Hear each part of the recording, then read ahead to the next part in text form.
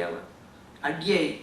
അപ്പം ഈ തമ്മിൽ സ്പർദ്ധയും വഴക്കും വക്കാണൊക്കെ ഉണ്ടാക്കാൻ കാരണമാകുന്ന സത്യങ്ങളൊക്കെ ആപേക്ഷിക സത്യം. അയാളെ സംബന്ധിച്ച് ശരിയാണ്, ബാക്കിയുള്ളവരെ സംബന്ധിച്ച് ശരിയല്ല.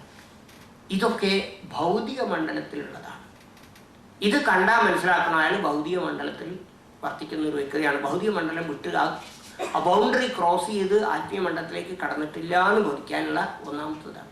അപ്പം ഞാനൊരു വാചകം പറഞ്ഞു, ഒരാൾ പറയുക അത് ശരിയല്ല, നിങ്ങൾ ആ പറഞ്ഞ ശരിയാണെങ്കിൽ മറ്റേ സ്ഥലത്തെ എന്താ ഇങ്ങനെ അസാധുവായി പോയി എന്ന് പറഞ്ഞാൽ ആപേക്ഷിക സത്യമാണ്, ഞാൻ ലൗകികനാന്നർത്ഥം. വേറെ കുറച്ചൊരു കാര്യം പറഞ്ഞു, എല്ലാവർക്കും തലവലിക്ക് സമ്മതിക്കേണ്ടി വന്നു, ശരിയാണ് ശരിയാണ് സത്യമാണ് സത്യമാണ് എന്ന് പറഞ്ഞാൽ അത് ആത്മീയ മണ്ഡലത്തിൽ കടന്ന ഒരാളുടെ മനസ്സിൻ്റെ ലക്ഷണമാണെന്ന് പറയുന്നത്. അപ്പോൾ അത് പാരമാർത്ഥിക സത്യം, അബ്സല്യൂട്ട് ട്രൂത്ത്.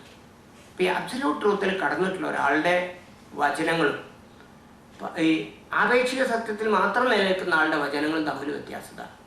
ഇത് അടിപിടിക്കും വഴക്കിനും വക്കാണത്തിനും യുദ്ധങ്ങൾക്കും കാരണം. മറ്റേ വചനങ്ങൾ എല്ലാവരെയും ഹാർമണൈസ് ചെയ്യിക്കും, എല്ലാവരെയും ഒന്നിപ്പിക്കും, എല്ലാവരെയും സന്തോഷിപ്പിക്കും. ഒരു നല്ല